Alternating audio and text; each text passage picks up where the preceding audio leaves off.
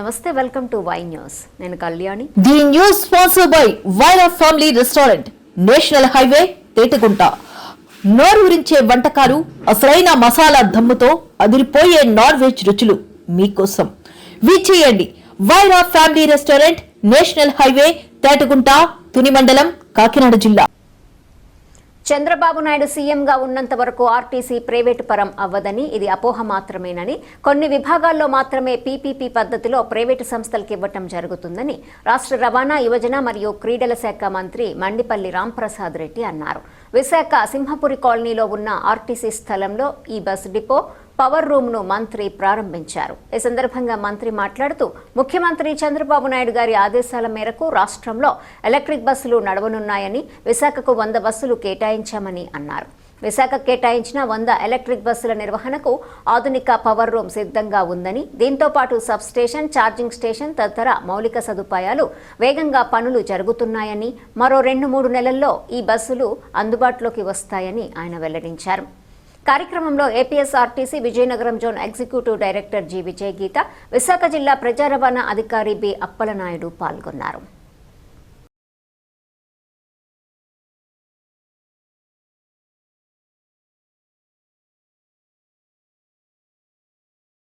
ఆంధ్ర రాష్ట్ర రవాణా సంస్థ అయిన ఏపీఎస్ఆర్టీసీలో కొత్త శకం మొదలవుతూ ఉంది. ముఖ్యంగా కూటమి ప్రభుత్వం ఏర్పాటైన తర్వాత ఏపీఎస్ఆర్టీసీలో ముఖ్యంగా ఎలక్ట్రికల్ బస్సులు కొనుగోలు చేయడం జరిగింది. దానిలో భాగంగానే పిఎంఈ బస్ కింద ఇప్పటికే 1050 టెండర్లకు పిలిచడం, అవి కూడా ఒక్కొక్క కేంద్రానికి ఇన్ని బస్సులను కేటాయించడం జరిగింది. దానిలో భాగంగానే నిన్న ట్రయల్ రన్ కూడా పూర్తి చేసుకోవడం జరిగింది. ముఖ్యంగా ఈరోజు ప్రపంచమంతా ఈ బస్సులపైన, ఎలక్ట్రిసిటీ మీద నడిచే వాహనాలపైనే దృష్టి సాధించారు. కాబట్టి గౌరవ ముఖ్యమంత్రి గారు కూడా రాష్ట్రంలో వచ్చే బస్సులన్నీ ఎలక్ట్రిక్తో నడిచే బస్సులు రావాలని చెప్పడం, దానిలో భాగంగానే ఈ 1.5 సంవత్సరంలో జరిగిన కృషి వల్లే ఈరోజు ఇక్కడ ఈ డిపోలో కూడా ఛార్జింగ్ యూనిట్స్ స్థాపించుకోవడం జరిగింది. రాష్ట్ర వ్యాప్తంగా ఇలాంటి ఒక 14 మొదటి విడతలో స్టార్ట్ చేస్తున్నాం. ముఖ్యంగా వైజాగ్ సిటీలో ఇప్పటికే 2, సింహాచలం అలాగే గాజువాకలో కూడా ఏర్పాటు చేసుకోవడం జరిగింది. ఇక్కడైతే 10 కోట్ల రూపాయలతో ఒకేసారి 16 బస్సులు ఛార్జ్ చేసుకునే విధంగా ఇన్ఫ్రాస్ట్రక్చర్ డెవలప్ చేశాము. దానికి తగ్గట్టు ఇక్కడ సబ్స్టేషన్ కూడా ఏర్పాటు చేయడం జరిగింది.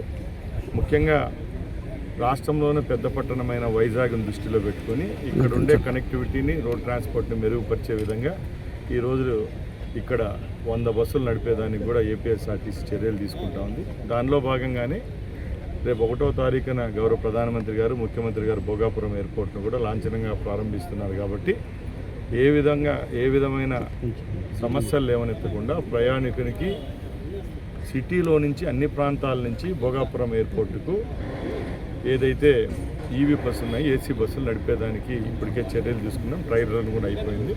అదేవిధంగా అన్ని సిటీలు, తిరుపతి, గుంటూరు, విజయవాడ, రాజమండ్రి అలాగే వైజాగ్ పట్టణాల మధ్య కూడా ఒక్కో డిపోకి సంబంధించి 50 ఎలక్ట్రికల్ బస్సులు నడిపేదానికి కూడా చర్యలు తీసుకున్నాం.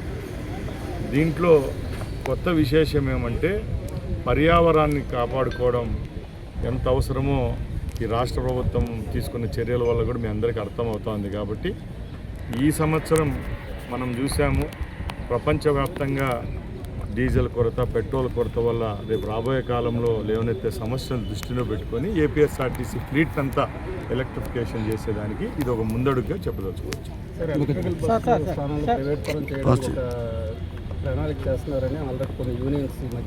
సార్, ముఖ్యంగా ప్రతి ఒక్క మీటింగ్లో ఒకటే చెప్తున్నామండి, ఎప్పటికీ కూటమి ప్రభుత్వం చంద్రబాబు నాయుడు గారు ఉన్నంత వరకు సంబంధించిన కొన్ని విభాగాల్లో మాత్రమే పీపీపీ మోడ్లో ఇక్కడికి బస్సులు తీసుకున్నా, ఇక్కడ ఆస్తులు డెవలప్ చేసినా కూడా పీపీపీ మోడ్లో డెవలప్ చేస్తున్నామే తప్పక ఎక్కడ ప్రైవేట్ పరం చేయడం లేదు. ఎలక్ట్రికల్ బస్సుల విషయానికి వస్తే ముందు ఏ విధంగా హైర్ బస్సులను పెట్టుకొని ప్రైవేట్ ఆపరేటర్ల ద్వారా నడిపించే వాళ్ళము, ఇప్పుడు కూడా ప్రైవేట్ ఆపరేటరుకు బస్సులు ఇవ్వడం జరిగింది. ఆ బస్సుల్లో కండక్టర్ వచ్చి ఏపీఎస్ఆర్టీసీకి సంబంధించిన వాడు ఉంటాడు, డ్రైవర్ వచ్చి ఆపరేటర్కి సంబంధించిన వాడు ఉంటాడు. ఇంకా నాయకులకు కూడా నిన్న మీటింగ్లో కూడా నేను ఒకటే చెప్పాను, మాకు అలాంటి ఉద్దేశం ఉంటే ఇప్పుడు 500 సిఎన్జితో నడిచే బస్సుల్లో ఈ మంత్ లాస్ట్ టెండర్కి పిలుస్తున్నాం. ఎందుకు పిలుస్తాము? ఇవన్నీ అపోహలే తప్పక ఎక్కడా లేదండి. ఇక్కడ ఉన్న కార్మికుని యొక్క భద్రత, అలాగే ఈ సంస్థ యొక్క ఆస్తులు కాపాడుకుండే లక్ష్యం మీద ప్రభుత్వం పనిచేస్తుందే తప్పక ఎప్పుడు ఇలాంటి చర్యలు అయితే తీసుకోవాలి.